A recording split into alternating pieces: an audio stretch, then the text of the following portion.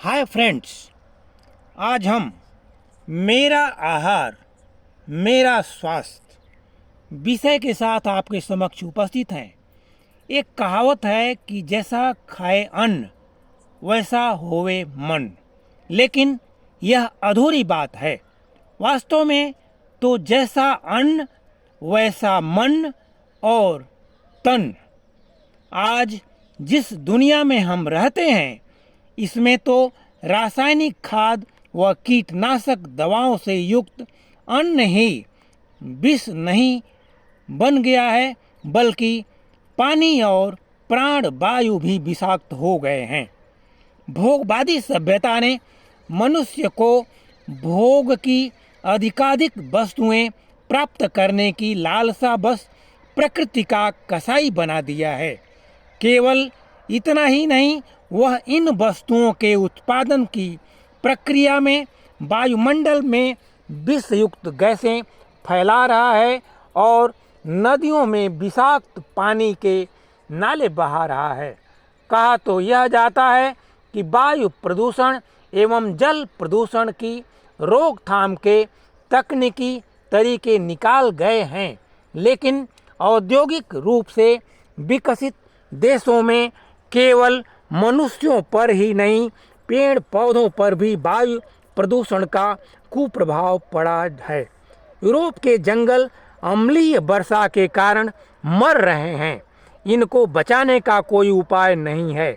वहाँ के वन वैज्ञानिक निराश होकर कहने लगे हैं कि हमारा भविष्य अंधकारमय है, क्योंकि जब वन ही न रहेंगे तो पहले से ही वायुमंडल में बढ़ने वाला कार्बन डाइऑक्साइड और बढ़ जाएगा, तापमान ऊंचा हो जाएगा और मौसम बदल जाएंगे।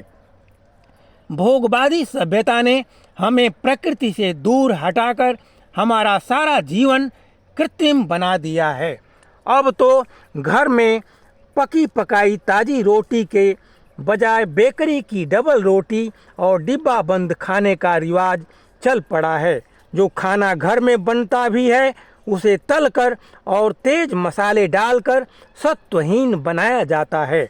यह खाना तामसिक हो जाता है। हमारी अधिकांश बीमारियां तो रसोई घर से ही पनपती हैं।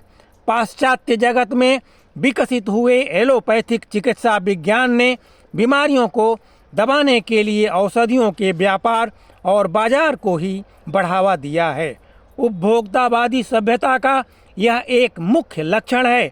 दिन पर दिन नई दवाइयों के आविष्कार हो रहे हैं, लेकिन उसके साथ साथ नई बीमारियां भी उत्पन्न हो रही हैं। यदि यह कहा जाए कि अधिकांश बीमारियों का जन्म दवाइयों तथा गलत खान पान से हो रहा है, तो अतिशयोक्ति न होगी। इस सारी परिस्थिति ने दवाई के साथ आरोग्य लाभ की प्रचलित पद्धति पर एक प्रश्न चिन्ह लगा दिया है। इससे मुक्ति का मार्ग ढूंढने के लिए आज मानव जीवन छटपटा रहा है।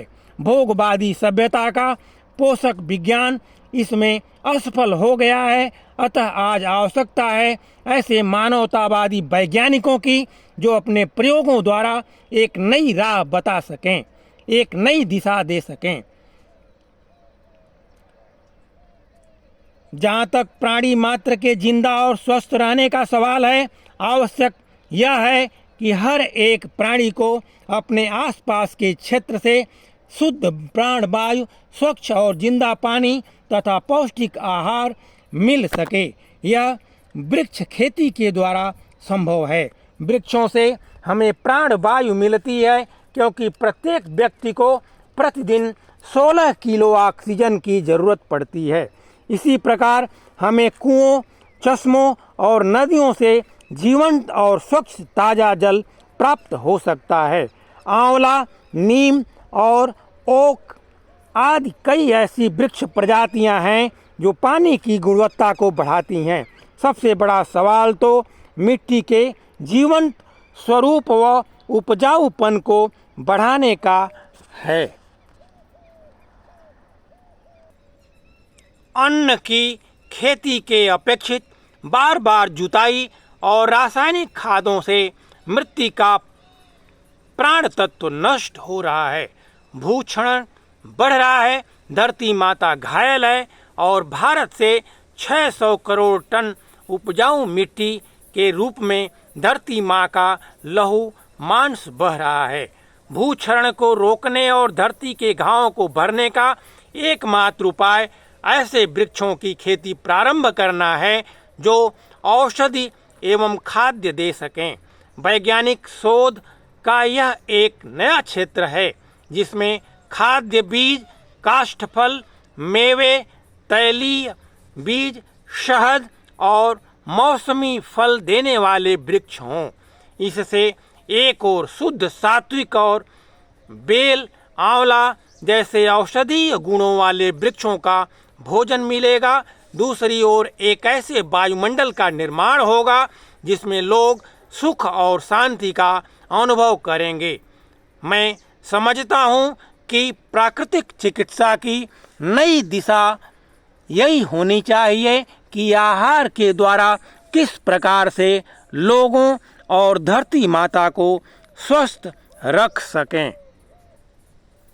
आज प्रदूषित वातावरण के युग में तथा कथित विभिन्न खाद्य गुणों से अलंकृत डिब्बाबंद खाद्य पदार्थ समूह स्वास्थ्य सुधार के विभिन्न नाना प्रकार के रोगों से ऑक्टोपस के समान जकड़ते जा रहे हैं।